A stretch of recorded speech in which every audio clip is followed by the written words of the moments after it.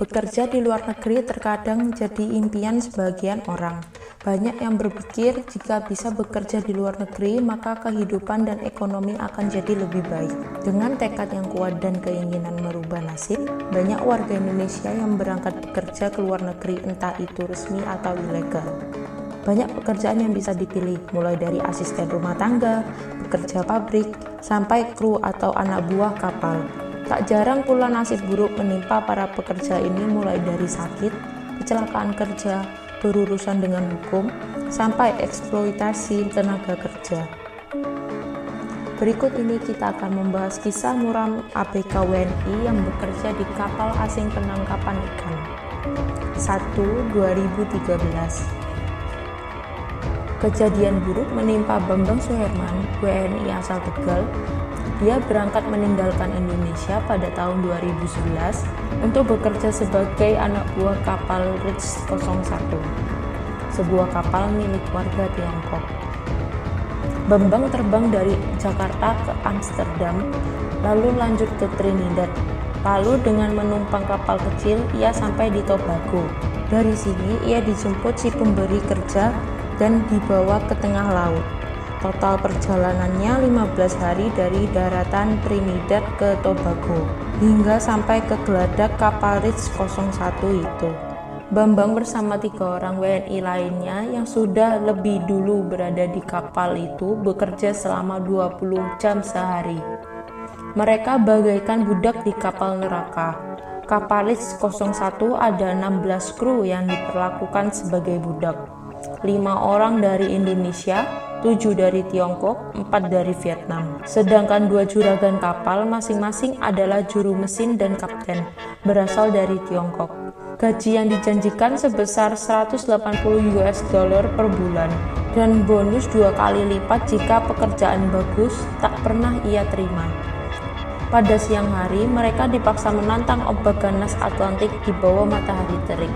Lalu pada malam hari disergap angin laut yang ganas. Tangannya yang luka dipaksa menarik senar pancing untuk menangkap ikan yang terjerat di kail itu.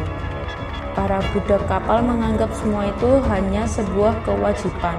Bahkan merenggut nyawa juga tak mereka pedulikan, kata Bambang. Bila kapten menyuruh bekerja, terutama saat fishing ground, para ABK tak boleh berhenti sedetik pun. Berhenti maka pukulan dan tendangan akan melayang ke tubuhnya. Selama 2 tahun upah $180 yang mestinya diterima tak pernah ia dapatkan. Pemilik kapal lantas menelantarkan mereka yang mengapung di perairan Trinidad Tobago pada 2013 hingga akhirnya diselamatkan setelah 6 bulan mengapung di tengah lautan. 2019. Kasus kedua menimpa Muhammad Al-Fatah, laki-laki yang berasal dari Enrekang, Sulawesi Selatan ini diketahui meninggal di atas kapal Longsing 902 karena sakit saat berlayar melintasi Samudra Pasifik. Ia ikut berlayar sejak tahun 2017. Al-Fatah merupakan lulusan dari SMK Pelayaran Lintas Nusantara di Kabupaten Baru, Sulawesi Selatan. Terakhir kali ia berkomunikasi dengan keluarga tahun yang lalu. Al-Fatah memberi kabar jika dirinya sedang berada di bandara Hong Kong dan hendak melanjutkan perjalanan ke Korea, namun setelah itu keluarga tidak pernah mendengar kabarnya lagi. Informasi terakhir yang diterima oleh keluarga bahwa Al-Fatah mengalami sakit pada 18 Desember 2019. Informasi ini diperoleh dari Direktorat Jenderal Protokol dan Konsuler Kementerian Luar Negeri Republik Indonesia. Al-Fatah sempat mendapatkan pengobatan karena sakit yang ia keluhkan dengan mengonsumsi obat.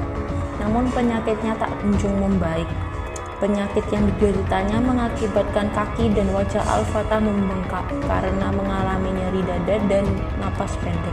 Sejak pukul 13.30 pada 27 Desember 2019 waktu setempat, Al-Fatah telah pindah ke kapal Longsing 802 yang rencananya kapal tersebut akan berlabuh di Samoa, negara kepulauan di Pasifik, dan segera dibawa ke rumah sakit usai mendarat. Namun setelah 8 jam dipindahkan, Al-Fatah tidak bisa diselamatkan. Akhirnya diputuskan jika jenazahnya dilarung ke laut karena dirasa daratan masih jauh dan khawatir penyakitnya akan menular ke kru kapal lainnya. 2020. Kasus ketiga yang masih baru-baru ini terjadi dan sedang ramai diperbincangkan karena viral di media sosial dan berita-berita, dan kasus ketiga ini masih berhubungan dengan kasus kedua. Ari, 25 tahun, warga desa Serdang Menang, Kecamatan Sirah, Pulau Padang, Kabupaten Ogan Komering Ilir. Ari bersama dengan 18 orang ABK lainnya asal Indonesia berangkat melaut pada 14 Februari 2019 dengan kapal penangkapan ikan tuna bernama Longsing 629. Kapal berangkat dari Busan, Korea Selatan. Setelah 15 hari menuju laut lepas di Samoa, kapal tersebut mulai menangkap ikan tuna. Pada Desember 2019, dua rekan Ari jatuh sakit, yaitu Sepri dan Al-Fatah, yang kemudian meninggal dunia. Setelah kejadian itu, para ABK termasuk Ari yang berada di kapal Longsing 802 meminta dipulangkan dan Longsing 802 berlayar kembali ke Busan.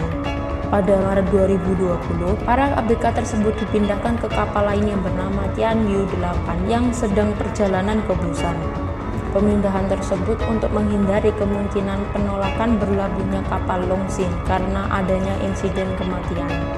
Ari kemudian jatuh sakit pada 26 Maret 2020 dan kemudian Ari meninggal dunia karena sakitnya yang kritis pada 29 Maret 2020 ketika Tianyu 8 mendekati perairan Jepang. Jenazah Ari dilarung ke laut pada 31 Maret 2020 sekitar pukul 8 waktu setempat. Dari informasi yang diperoleh KBRI, pihak kapal telah memberitahu pihak keluarga dan mendapat surat persetujuan pelarungan di laut tanggal 30 Maret 2020. Pihak keluarga sepakat menerima kompensasi kematian dari kapal Tianyu 8. Menurut data dari Kementerian Luar Negeri, hingga saat ini ada 46 anak buah kapal ABK warga negara Indonesia yang bekerja di 4 kapal berbendera Cina.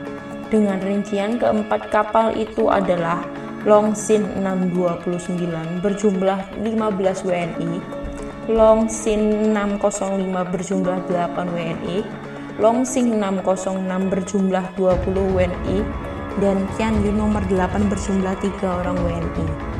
Dari 46 daftar ABK tadi, 18 ABK sudah dipulangkan ke Indonesia pada tanggal 24 April 2020. Dan 18 ABK juga sudah dipulangkan ke Indonesia pada tanggal 3 Mei 2020. Sisanya masih berproses di imigrasi Korea untuk dipulangkan ke tanah air. Indonesia melalui Kementerian Luar Negeri meminta pemerintah di Beijing menyelidiki perusahaan Cina yang diduga memperkerjakan puluhan ABK Indonesia secara tak layak dan meminta mereka memenuhi kewajiban pada para ABK itu. Hal itu disampaikan karena terkait dengan isu eksploitasi yang juga ikut mencuat bersamaan dengan kasus jenazah ABK Indonesia yang dilarung ke tengah laut. Dengan video yang ditayangkan media Korea Selatan MBC, ada kesaksian pekerja Indonesia dengan tajuk eksklusif 18 jam sehari kerja, jika jatuh sakit dan meninggal jenazah dilempar ke laut. Dalam kesaksiannya, seorang awak kapal Indonesia mengungkapkan ia merasa pusing karena tidak biasa meminum air laut yang difilterkan dan mengaku seperti ada dahak yang keluar dari tenggorokan. Ia juga menyebutkan mereka bekerja sehari selama 18 jam, di mana ia pernah berdiri selama 30 jam. Kemudian mereka mendapatkan waktu 6 jam untuk makan, dan pada waktu inilah mereka memanfaatkannya untuk duduk. Jika dari penyelidikan terjadi pelanggaran, maka kita akan meminta otoritas RRT agar dilakukan penegakan hukum secara adil, kata Kementerian Luar Negeri. Selain Cina, Retno mengatakan pemerintah juga meminta bantuan kepada Coast Guard Korea Selatan untuk menyelidiki 2 kapal Cina yang berlabuh di Busan 1 bulan yang lalu dan membawa 46 ABK Indonesia. Nah, itu tadi kisah muram para ABK asal Indonesia yang bekerja di kapal pencari ikan asal Tiongkok. Bagaimana pendapat kalian? Silahkan komen di bawah.